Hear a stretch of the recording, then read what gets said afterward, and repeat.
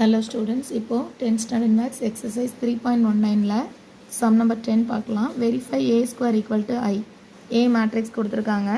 A square அப்படின்னு சொல்லும்போது a கூட multiply பண்ணணும் இல்லையா? So இங்க a 2 times எழுதியிருக்கேன். row by columnல multiply பண்ணணும். So எப்படி 5 5s are 25, second element minus 4 6 are 24. இப்போ row by column 5 4s are 20 ஆனால் மைனஸ் இருக்கிறதுனால minus 20, 4 5s are 20, minus minus plus ஆகிடும் plus 20.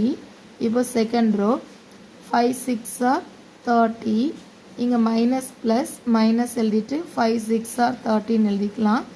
next row by இந்த column 5 6 4s are 24, இங்கே minus இருக்கிறதுனால minus 24, மைனஸ் மைனஸ் ப்ளஸ்ஸாக மாறிடும் 5 5s are 25, 25லேருந்து 24 மைனஸ் பண்ணால் 1, ரெண்டுமே same element different simple 0, 30 minus 30 also 0, 25 minus 24 1, 1 0 0 1.